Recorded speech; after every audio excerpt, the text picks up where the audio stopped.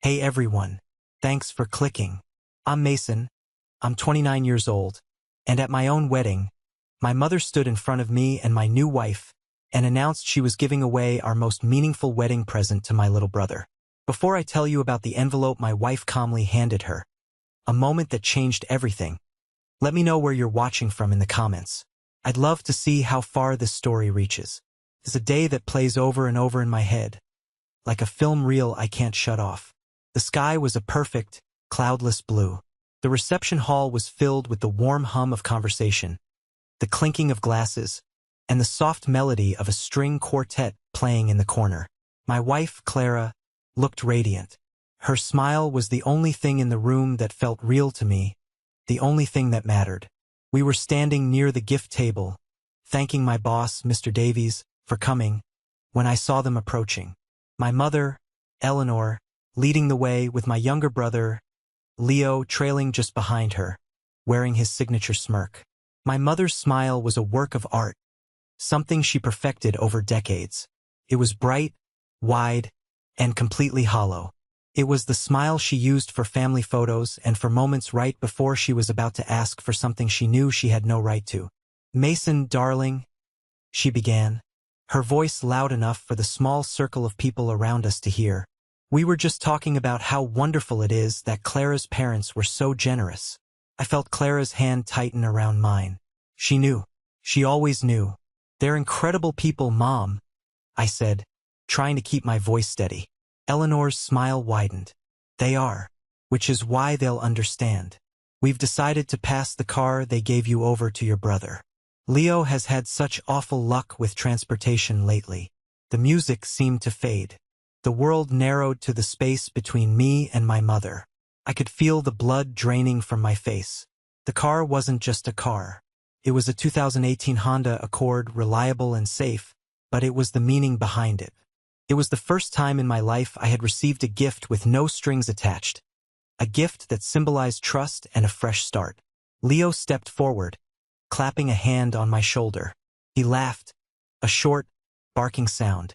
"Relax, big brother," he said, his voice dripping with condescension. "It's just a car, just a car." My jaw tightened so hard I felt a muscle pop.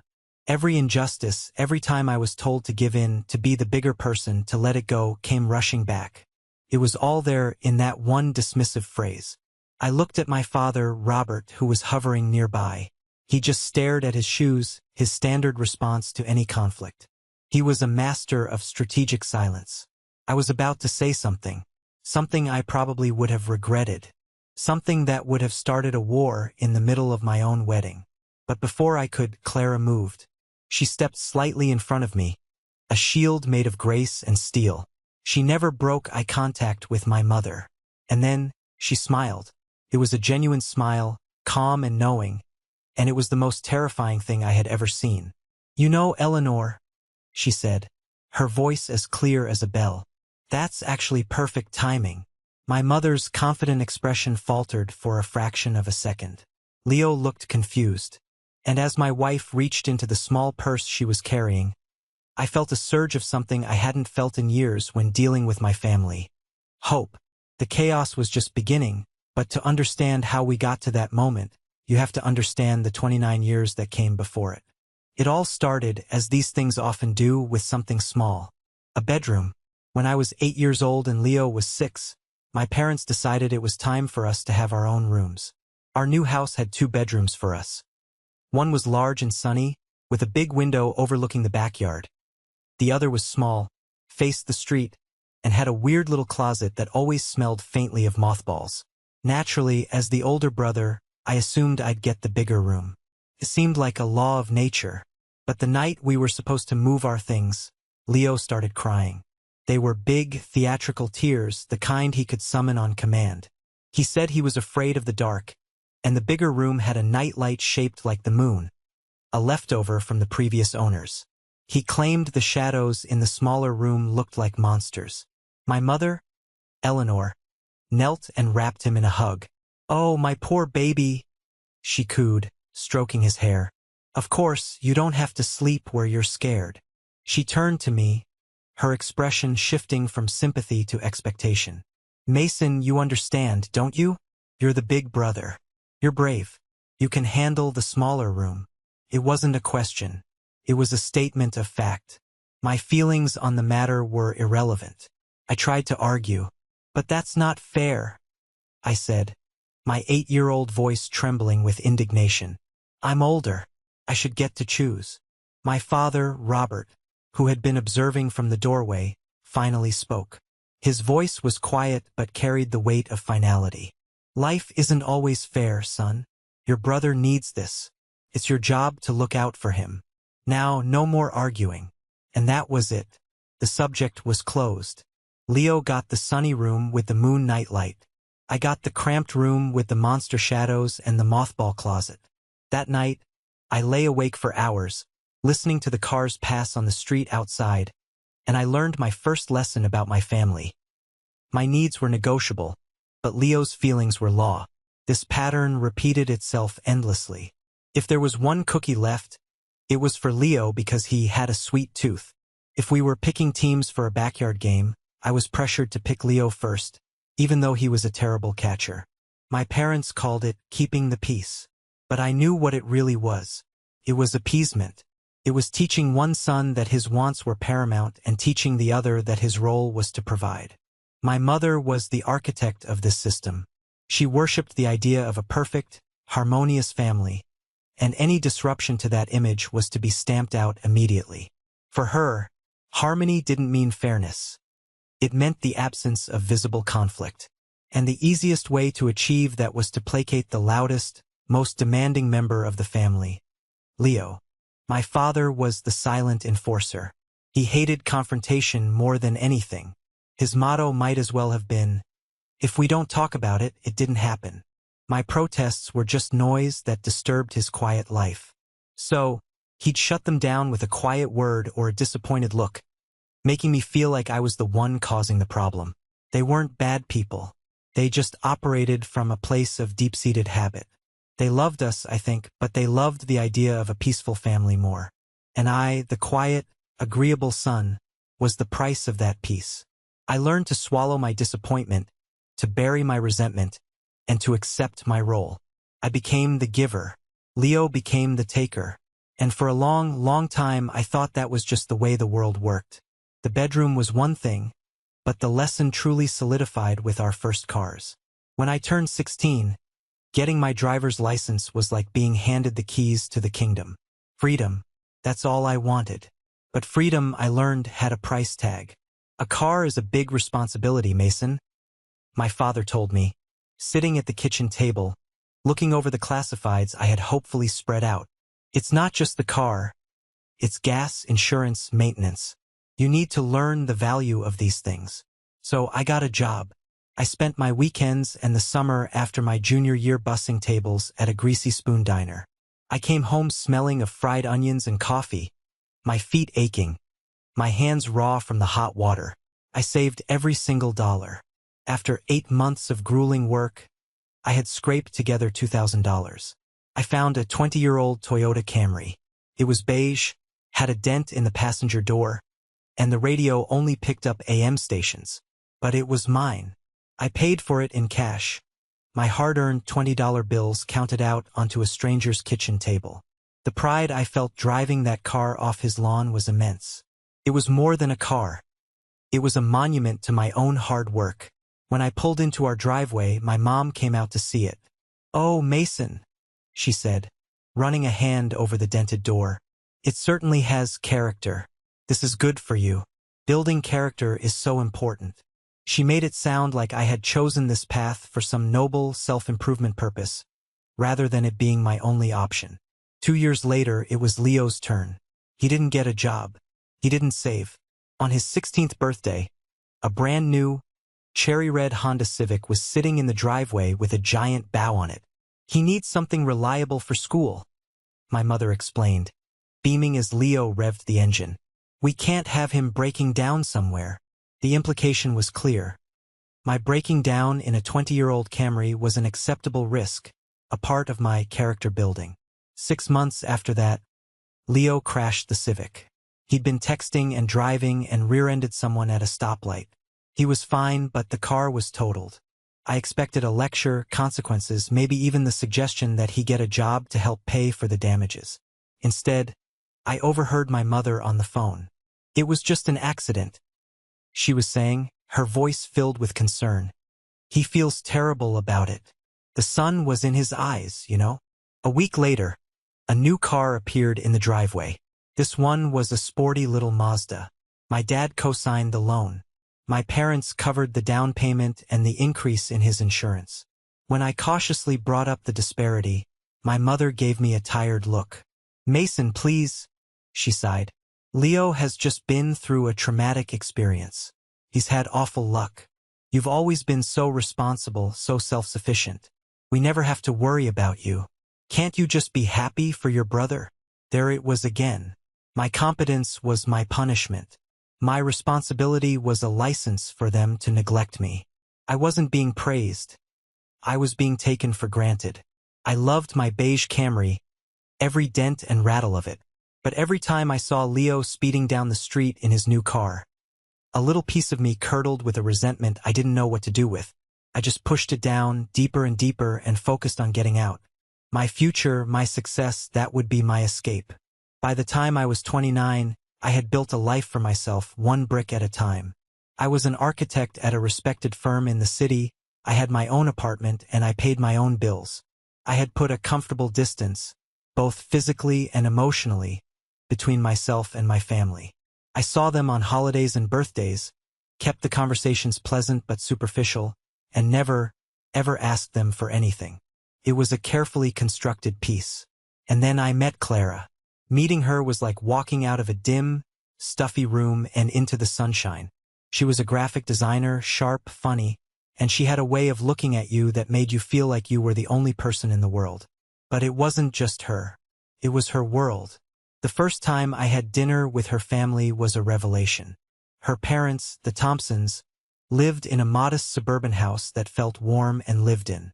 When we walked in, her dad was trying to fix a leaky faucet, and her mom was laughing at him from the kitchen. At dinner, they asked me about my work. And they didn't just ask. They listened. They asked follow-up questions. They were genuinely interested. When Clara and her father got into a lighthearted debate about politics, her mother didn't try to shut it down to keep the peace. They disagreed, they made their points, and then they moved on, no feelings hurt. It was normal, and it was completely alien to me. In my family, conversations were minefields. You had to navigate around Leo's insecurities, my mother's need for control, and my father's aversion to anything resembling a real discussion. With the Thompsons, there were no minefields. There was just open ground. They had boundaries. It was fascinating to watch. When Clara's younger sister tried to borrow a sweater Clara was planning to wear, Clara just said, "Sorry. Not this one. You can borrow the blue one, though." There was no drama, no guilt trip.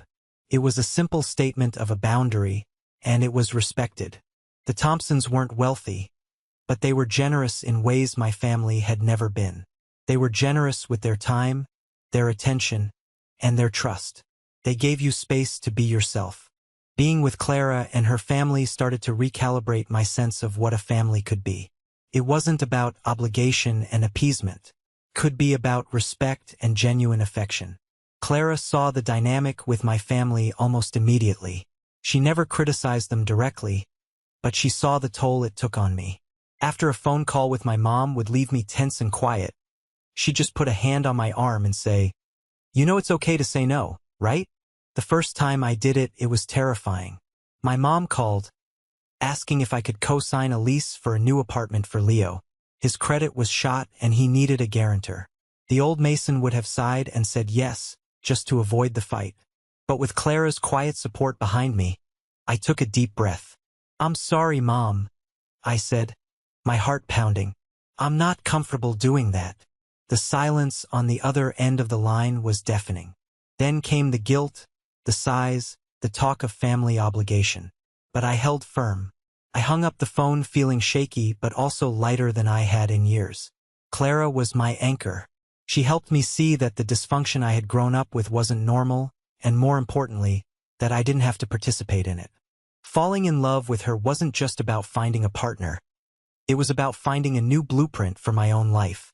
I knew, without a doubt, that this was the woman I wanted to build a future with solid foundations and sunny rooms for everyone. The week before the wedding was a whirlwind of last-minute details and nervous energy. 2 nights before the big day, Clara's parents invited us over for a quiet dinner, a final moment of calm before the storm. We sat on their back patio, the air warm and smelling of freshly cut grass. Mr. Thompson grilled burgers, and Mrs. Thompson brought out a pitcher of iced tea. It was simple, perfect. After we ate, Mr. Thompson cleared his throat. "Mason, Clara," he began, a warm smile on his face. "Your mother and I have been thinking about what to get you for a wedding gift. We know you're saving up for a house, and we wanted to give you something practical, something to help you on your way." Mrs. Thompson reached over and handed me a simple white envelope. My name was written on the front in her neat cursive. "We know you both have cars," she said. "But Mason, yours has seen better days. And with your job, you need something reliable." I looked at Clara, confused. I opened the envelope. Inside wasn't a check, but a set of car keys and a document. It was the title for a 3-year-old Honda Accord. The car was parked out front. It was silver, clean, and looked brand new to me. My name, Mason Miller, was listed as the sole owner. I was speechless. I looked at the keys, then at the title, then at their smiling faces. I don't know what to say," I stammered. This is too much." Mr. Thompson put a hand on my shoulder. "Nonsense," he said kindly. "You're family now. We've seen how hard you work. Both of you. You've built this wonderful life together. And this is just a little something to help you move forward. No strings attached. No strings attached." The words echoed in my head. A gift given out of pure generosity, not as a tool for future manipulation.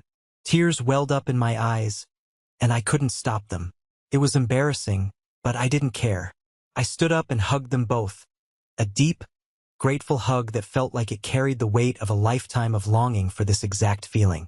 "Thank you," I said, my voice thick with emotion. "You have no idea what this means to me." But they did. I could see it in their eyes. They understood. They saw me. Clara drove us home that night in the new car. Smelled clean and new. The engine was quiet, the ride smooth. It felt like driving in a different world compared to my old, rattling Camry. I ran my hand over the dashboard, feeling the solidness of it. "This is incredible," I said softly, looking over at her. She reached across the console and took my hand. "They love you, Mason," she said. "They see how good you are." It was more than just a car. It was a symbol of acceptance. It was a welcome into a family that operated on love and respect, not on guilt and obligation. It was a tangible piece of the future I was building with Clara, a future I was determined to protect.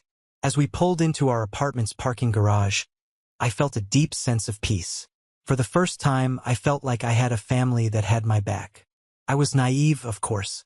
I didn't realize that this beautiful gift, this symbol of my new life, was about to become the catalyst for the biggest battle of my old one. The next day, my family came into town for the rehearsal dinner. The first thing my mother did when she saw the new car in the visitor parking spot was stop dead in her tracks. "Goodness, Mason," she said, her eyes scanning the vehicle from bumper to bumper. "Did you get a promotion?" "It's a wedding gift," I explained, "from Clara's parents." A strange look passed over her face. It was fleeting, just a flicker, but I saw it. It was a look I'd seen 100 times before. It was a mix of appraisal and calculation, the same look she'd get at a store when trying to decide if an item was worth its price. She was assessing the car's value, not as a gift, but as an asset. "How thoughtful of them," she said, her voice a little too bright. She ran a hand along the hood, her smile never quite reaching her eyes. "It's a very practical car." Throughout the rehearsal dinner, I felt her eyes on me. She kept making comments, small digs wrapped in compliments. "Mason has always been so sensible," she announced to one of my aunts. "Even when he was a boy, he never asked for much. So responsible." Later, she pulled me aside near the bar. "You know, darling," she said, lowering her voice conspiratorially. Leo is having such a hard time. His car is in the shop again. The transmission, I think, is going to cost a fortune to fix. A fortune he doesn't have. I just nodded, my stomach twisting. I knew exactly where this was going. It was a classic Eleanor maneuver. Lay the groundwork, plant the seed of guilt, and then wait for the opportune moment to make her move. My Aunt Carol, my mother's sister and loyal lieutenant, chimed in right on cue. It's just bad luck, she sighed dramatically, shaking her head. That boy just has the worst luck. Unlike you, Mason. You've always been so fortunate. Fortunate. I wanted to laugh. My fortune was built on 16-hour workdays and careful budgeting. Leo's bad luck was a direct result of his irresponsibility and sense of entitlement. But in their world, I was the lucky one and he was the victim. The most unnerving moment came at the end of the night. As people were leaving, I saw my mother talking quietly with Leo in a corner. He was nodding, a smug look on his face. Then my mother looked over at me and Clara, who were saying goodbye to her parents. Her gaze lingered on us, and then it shifted to the parking lot, where the silver Honda was parked under a streetlight. Her smile was back, but this time, the calculation in her eyes was unmistakable. Clara saw it too. As we drove back to our apartment, she was quiet for a long time. She's going to try to take the car, isn't she? She finally said. It wasn't a question. I sighed, the beautiful, calm feeling from the night before completely gone, replaced by a familiar dread. Yeah, I said. She is. She's going to wait until the wedding, Clara continued, thinking aloud. She'll do it publicly, in front of everyone, to make it harder for you to say no. She'll try to use social pressure and guilt. I gripped the steering wheel, the smooth leather of my new car feeling like a betrayal. It's not just about the car, Clara. It's never just about the car. It's about control. It's about reminding me that no matter what I accomplish, nothing is truly mine. It's all just part of the family pot, and she decides who gets what. Clara was silent for another moment. Then she turned to me, her eyes determined. Well, she said, her voice firm, this time we're going to be ready for her. And in that moment, the dread began to recede, replaced by a spark of something else, a spark of defiance. The morning of the wedding should have been filled with joy and excitement. Instead, a cloud of anxiety hung over me. My conversation with Clara the night before had steeled my resolve, but I couldn't shake the feeling that a storm was coming. While my groomsmen and I were getting ready, I tried to push it out of my mind. I focused on tying my tie, on joking with my friends, on the beautiful day waiting for me. But every time my phone buzzed, my heart jumped into my throat, expecting a text from my mother beginning her campaign. The text never came. The real blow came from a different direction entirely. We were about an hour away from leaving for the ceremony when Clara called me. Her voice was strangely calm, which I knew meant she was furious. Mason, she said, her voice low and even. You need to see this. Check Leo's Instagram page. Right now.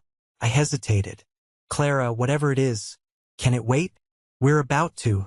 No. She cut me off, a rare sharpness in her tone. Can't wait. Look now. I opened the app, my fingers feeling clumsy. I navigated to Leo's profile, and there it was. The most recent post, uploaded less than 30 minutes ago. It was a picture of him. He was leaning against the silver Honda Accord, my Honda Accord, which was parked in the hotel's guest parking. He was wearing sunglasses, grinning like he'd just won the lottery. He had one hand possessively on the hood, but it was the caption that made the blood in my veins run cold. It read, Upgrade. Big things coming. Sometimes you just gotta take what you deserve. I stared at the screen, my breath catching in my chest. He hadn't even waited. He hadn't even let my mother make the official demand. In his mind, the car was already his. He was so confident, so utterly sure of his victory, that he was celebrating it publicly before the battle had even begun. This wasn't just entitlement. This was a declaration of ownership. My best man, David, must have seen the look on my face. Dude, you okay? You look like you've seen a ghost. I couldn't speak. I just handed him the phone. He looked at it, his eyebrows shooting up. Whoa, is that your new car? Yeah, I finally managed to say, my voice a hoarse whisper. And that's your brother? Yeah. David whistled, low and long. That's bold, man. That's next level. He was right. This was a new level of audacity, even for them. This was the first piece of concrete evidence I had ever had. It wasn't my word against theirs anymore. It wasn't a matter of interpretation or, he said, she said. It was right there in black and white for the whole world to see. He took what he deserved. A cold, hard anger settled in my gut, displacing all the anxiety. They had overplayed their hand. They had gotten sloppy. I need to call Clara back, I said, my voice steady now. When she answered, I didn't waste any time. I saw it. I took a screenshot, she said, her voice all business. Multiple screenshots. From multiple accounts. It's saved and backed up. Good, I said, a grim determination solidifying inside me. The time for being the bigger person was over. The time for absorbing the unfairness, for swallowing the resentment, was done. They had crossed a line you could never uncross. It's our wedding day, I said, more to myself than to her. Yes, it is, Clara replied, her voice softening slightly. And we are not going to let them ruin it. We're going to enjoy it. And then, when the time is right, we are going to finish this. I took a deep breath. This time will be different, Clara. I promise. The idea came to Clara first, a few weeks before the wedding, born out of a cynical but accurate prediction of my family's behavior. We were sitting on our couch, going over the guest list, when my mom had called with another suggestion. That was really a demand. After I got off the phone, exhausted from the verbal gymnastics, Clara had looked at me with a thoughtful expression. You know, she'd said, we should probably have a plan for the gifts. A plan? Like, where to put them? I asked, confused. No, a plan to protect them, she clarified. Specifically, to protect them from being redistributed by your mother. At the time, I had laughed, though it was a hollow sound. You think she'd really try to take one of our wedding gifts? Clara had just raised an eyebrow. Mason, she tried to convince you to give Leo your non-refundable honeymoon deposit because he needed a vacation more. I think a new toaster is fair game. She was right, of course. That conversation planted a seed. But it was Leo's Instagram post that made that seed grow into a full-blown plan of action. The day after we got the car from her parents, filled with that premonition of dread, Clara had made a call. Her old college roommate, Alex, was now a paralegal working in family law. We met him for coffee the next morning, under the guise of a last-minute pre-wedding catch-up. Alex was sharp and pragmatic. We sat in a corner booth and I laid out the whole story, from the bigger bedroom to the first car to the constant expectation that I would finance Leo's life. I felt a little foolish, like I was complaining about childish squabbles. But Alex didn't laugh. He just listened, nodding slowly. When I finished, he took a sip of his coffee. This isn't just about fairness, Mason, he said. This is about a pattern of financial and emotional manipulation. Your mother has conditioned you to believe that your assets are communal property, with her as the sole administrator. And your brother is the primary beneficiary. Hearing it put in such stark, legal terms was jarring. And validating. So what can we do? Clara asked, getting straight to the point. Is there any way to protect a gift? Legally? Absolutely, Alex said, a small smile playing on his lips. Gifts given to an individual, even a married individual, are generally considered separate property, not marital property, depending on the state. The car, being titled in your name alone, Mason, is legally yours.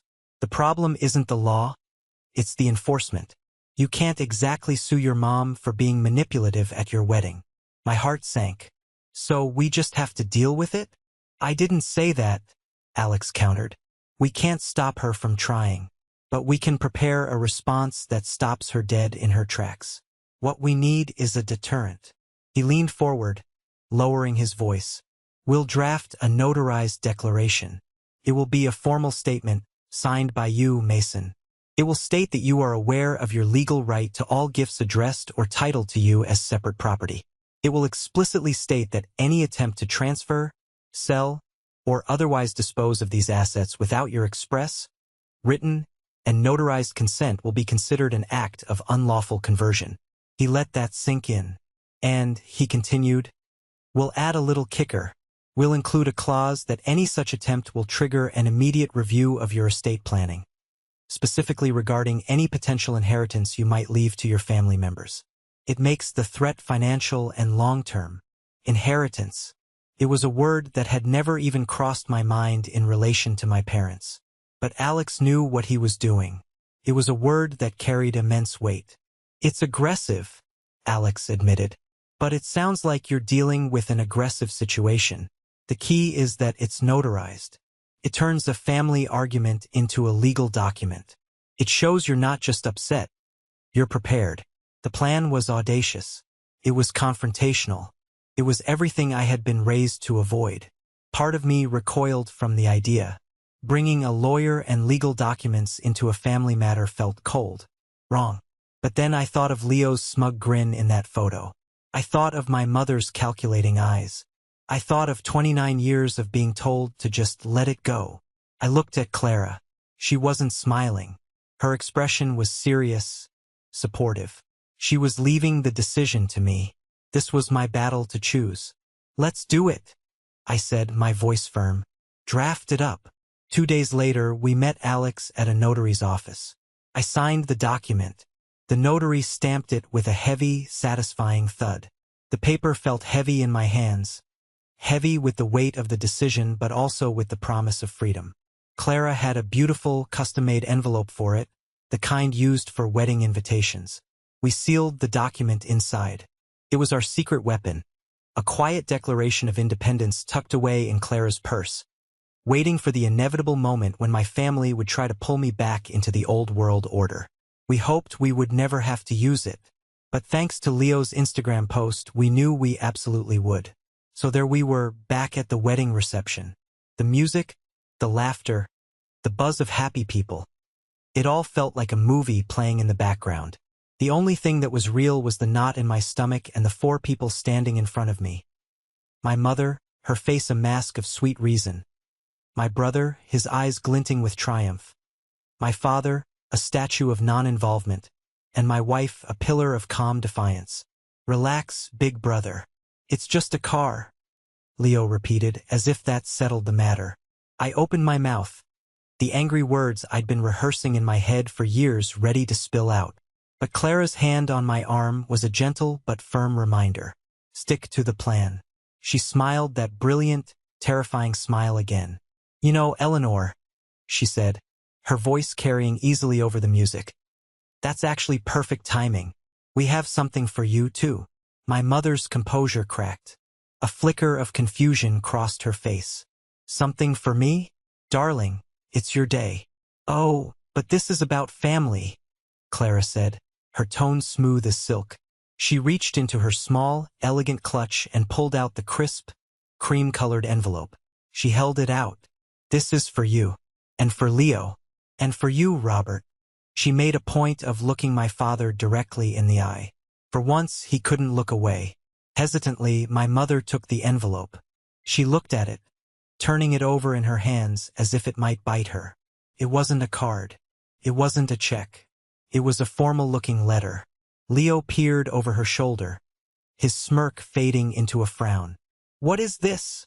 My mother asked, her voice losing some of its commanding tone. Why don't you open it and see? Clara suggested gently. With trembling fingers, my mother unsealed the flap. She pulled out the single sheet of paper inside. I watched her eyes scan the first few lines. I saw the moment she understood. Her face, which had been arranged in a look of benevolent maternal concern, seemed to melt. The color drained from her cheeks. Her mouth fell slightly open. What is the meaning of this? She whispered, the paper shaking in her hand. Leo snatched it from her. He read it quickly, his eyes wide with disbelief. A lawyer? You got a lawyer involved? Are you kidding me? He practically shouted, causing a few nearby guests, including my boss, Mr. Davies, to turn and look. This was my cue. I stepped forward, taking the document from Leo. My voice was steady, louder than I intended, but I didn't care. It's a notarized declaration, I announced, holding the paper up. It's a legally binding statement of fact. It confirms that the car, a gift given to me by my in-laws and titled in my name, is my sole and separate property. I paused, letting the words hang in the air.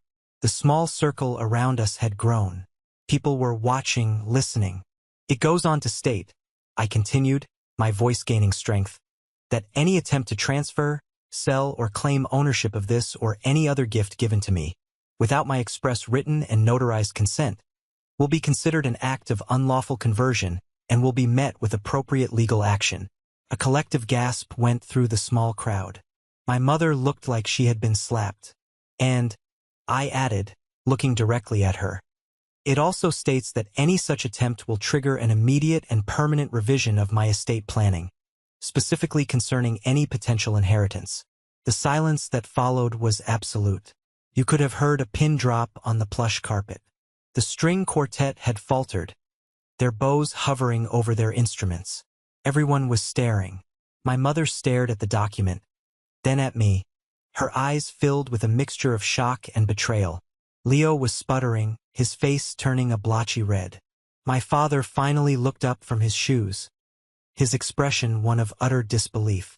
The power dynamic, the one that had governed my entire life, had just been shattered in front of a live audience. And it was the most liberating feeling in the world. The first person to break the stunned silence was, predictably, my father. For a man who had spent a lifetime avoiding conflict, he chose this moment to finally speak his mind. Mason, he said, his voice low and trembling with a rage I had never seen from him before. This is petty, unbelievably petty. To bring something like this to your own wedding, it was the ultimate betrayal. His silence I could handle. I was used to it. But his condemnation, in defense of them, it was a new kind of wound. Petty? I shot back, my voice sharp.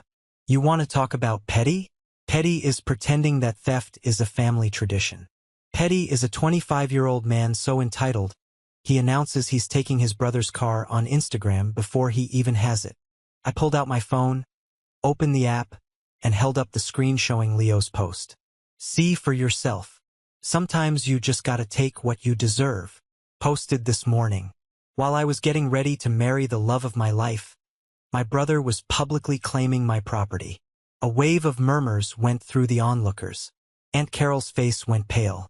My boss, Mr. Davies, just shook his head slowly, a look of profound disappointment on his face as he looked at my parents.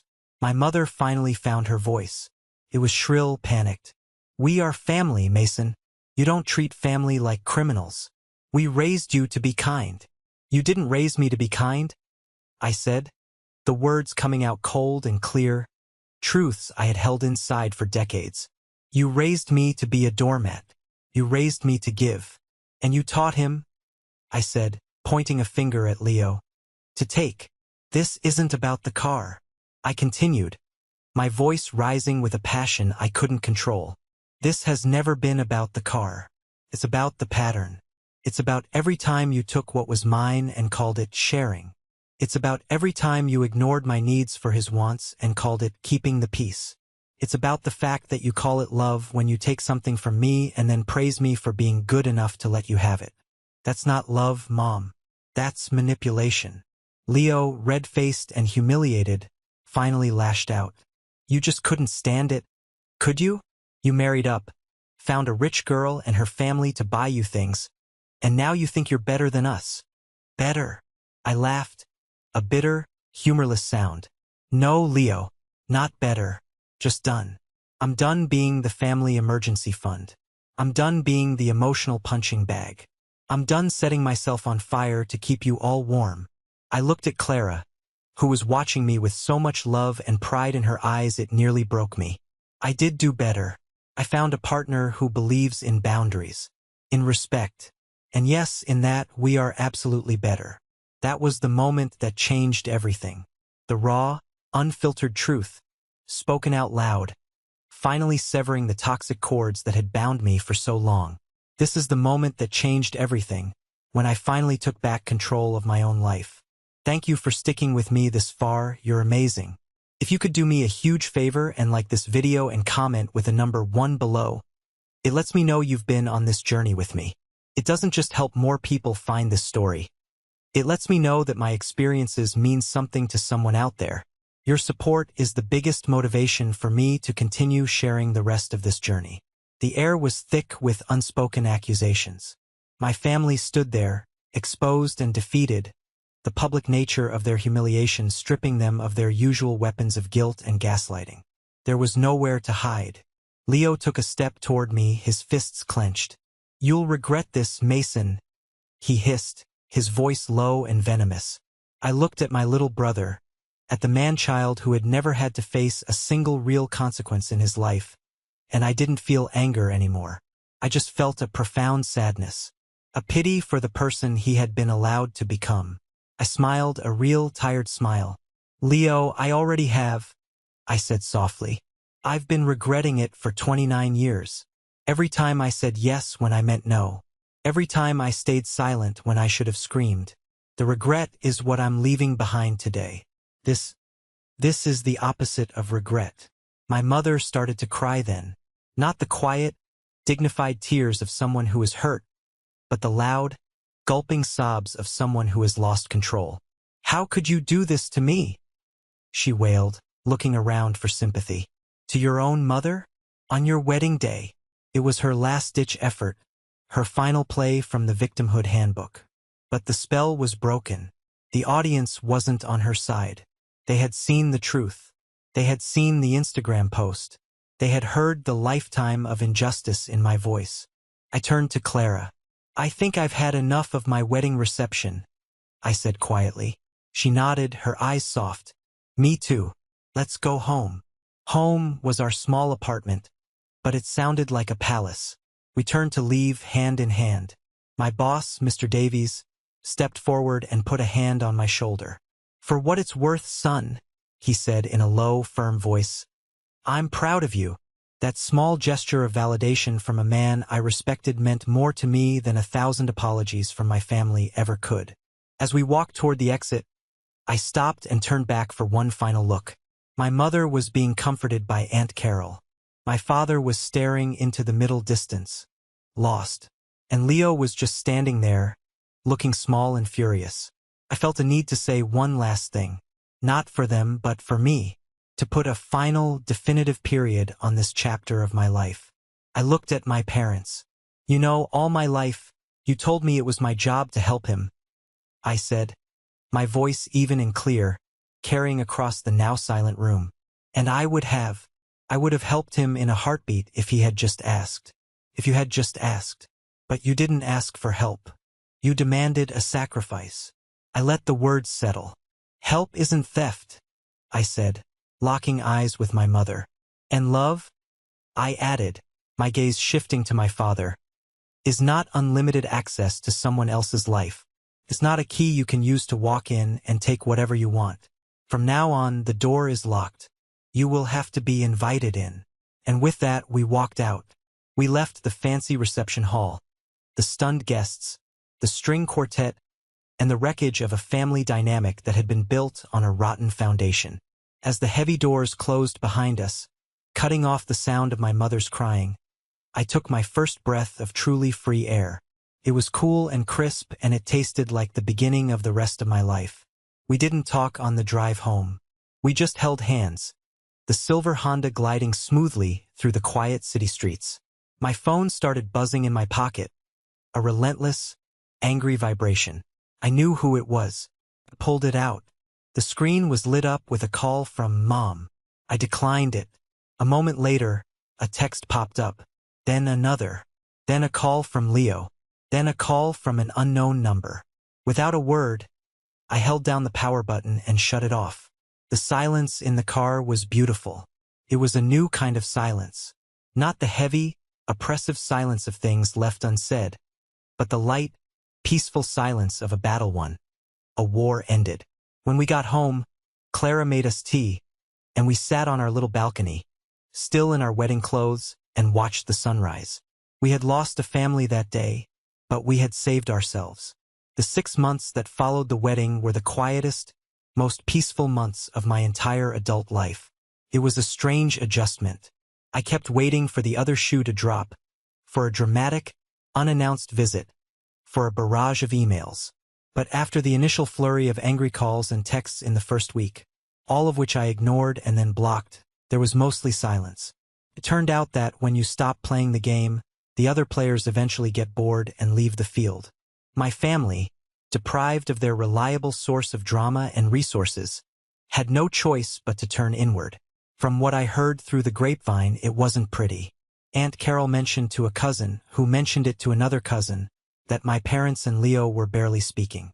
Their dysfunctional triangle required a scapegoat and a provider to function, and without me in that role, the whole structure had collapsed. Life for me and Clara, however, blossomed. Without the constant low-grade stress of managing my family's expectations, a huge weight was lifted from my shoulders. I was more focused at work, more creative. 3 months after the wedding, Mr. Davies called me into his office.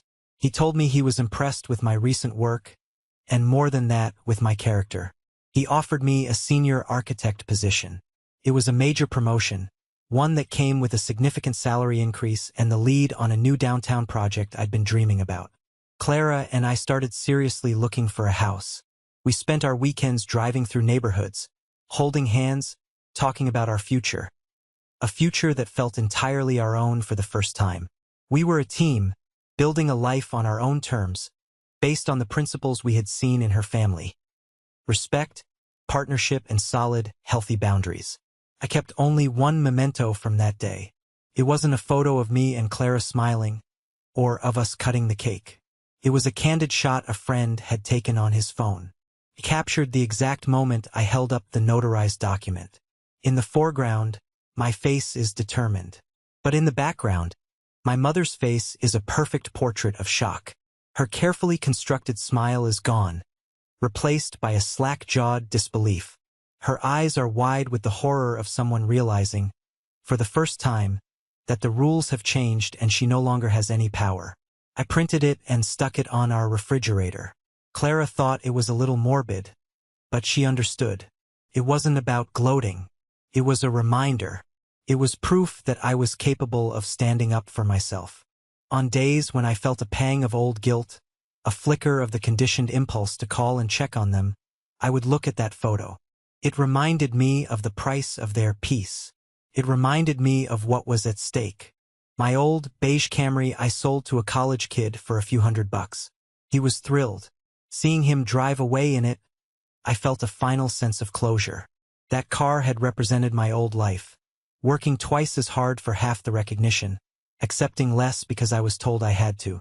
The silver Honda in our parking spot represented my new life. A gift freely given, a future protected by firm boundaries, a journey I was taking with a partner who was my equal in every way. The silence from my family wasn't empty. It was full. It was full of peace, full of potential, and full of the freedom I had fought so hard to win.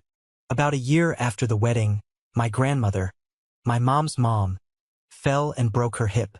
She was 92 and tough as nails, but it was a serious injury. I loved my grandmother. She was a quiet, gentle woman who had always treated me with a simple kindness that stood in stark contrast to the rest of the family's drama. I had to go see her. I called the hospital first to make sure my mother wouldn't be there. The nurse told me visiting hours were almost over and that Eleanor had already left for the day. So I drove up. My grandmother was sleeping when I arrived, her face frail against the white pillow. I sat in the chair by her bed, just watching her breathe. After a few minutes, the door creaked open, and my Aunt Carol walked in.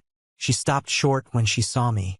"Mason, I didn't expect to see you here." "I came to see Grandma," I said simply. There was an awkward silence. "She's been asking about you?" Carol said softly, avoiding my eyes. "Has she?" "Your mother. She's not doing well, Mason," she continued, wringing her hands. "She's lost so much weight. She misses her son."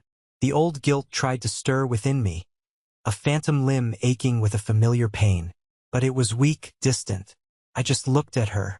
Does she miss her son? Or does she miss the control she had over him? Aunt Carol flinched. She sat down heavily in the other chair. For a long time, she just stared at her hands. I thought that would be the end of it. But then, she spoke, her voice barely a whisper. You don't know what it was like for us growing up, she said. We had nothing. Absolutely nothing. Dad was a drinker and he couldn't keep a job. There were 4 of us kids, and your mom, Eleanor, was the oldest. She was the responsible one. She looked up at me, her eyes misty. I remember one Christmas. A church group donated a doll for each of the girls. One was beautiful, with a porcelain face and a blue dress. The other was a simple rag doll. Your mother got the rag doll. She never said a word. She just gave the porcelain one to her little sister. She was always giving things up. Her food, her chances, her childhood. She was raised to believe that her value was in what she could provide for others, what she could sacrifice. I listened, my anger slowly being replaced by a complex, aching sadness. When she married your father, Carol continued, and he had a good, steady job, she swore her children would never know what that kind of lack felt like. But she never really escaped that mindset. To her, security wasn't about what you had. It was about what you could control. She controlled the house, the finances, the family.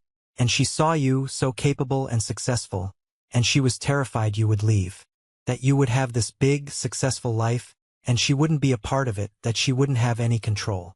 So she tried to keep Leo dependent on her. I pieced it together. And she tried to keep me obligated to her. Carol nodded, wiping a tear from her eye. Taking that car. In her twisted way of thinking, it wasn't about the car. It was about tying you to Leo, tying you back to the family, reminding you that you were all part of one unit with her at the center. It was an act of desperation, of fear. It didn't excuse anything. It didn't erase the years of hurt or the damage she had done. It didn't make me want to pick up the phone and call her. But it did something else. It humanized her. It turned her from a monster of manipulation into a tragic figure. A woman so haunted by the ghosts of her own past that she ended up destroying her own future. I understood her. And in that understanding, I found the final piece of my own freedom. I could pity her without having to save her. It's been 2 years now since that wedding day. Clara and I bought a house. It's a modest little place with a big backyard and a porch swing. We painted the front door a cheerful shade of blue. Sometimes, on a quiet Sunday evening, we'll sit out on that swing, drinking iced tea, and just watch the world go by. We have a daughter now. Her name is Hope. She has Clara's eyes and my stubborn chin. Holding her feels like holding the future. A future I am determined to make different from my past. I never heard from my father again. He chose silence, his oldest and most loyal friend. Leo sends me an angry, misspelled text about once every 6 months, usually when he needs money. I delete them without responding. My mother is the only one who still tries. She sends cards on birthdays and holidays. They are always signed, Love, Mom. But the inside is always blank. No message, no apology, no acknowledgement of what happened. Just an empty card. A symbol of an empty relationship. I don't write back. To invite her back into my life without a genuine change on her part would be a betrayal of myself, of Clara, and of the family we are building. The silver Honda is parked in our driveway. It's got a few scratches on it now, and a small collection of my daughter's toys on the back seat. It's no longer a symbol of conflict. It's just our family car. It takes us to the grocery store, to the park, to visit the Thompsons, who have become the most wonderful grandparents a child could ask for. Looking back, the anger I felt for so long has mostly faded. It's been replaced by a quiet sense of clarity. I used to think that setting that boundary at my wedding destroyed my family. But now I know that's not true. Boundaries don't destroy families. They reveal them. They show you the true nature of the relationships you have. They show you who is willing to respect you and who is only interested in using you. My family was defined by a lack of boundaries, and it fell apart. The family I'm building now with Clara and Hope is defined by them. It's built on respect, on honesty, and on the quiet understanding that love is not about what you can take from a person, but about how much you want to see them flourish. It's a foundation of stone, not of sand. And it's a legacy I'm finally proud to call my own. Thank you so much for listening to my story. I hope it resonated with you in some way.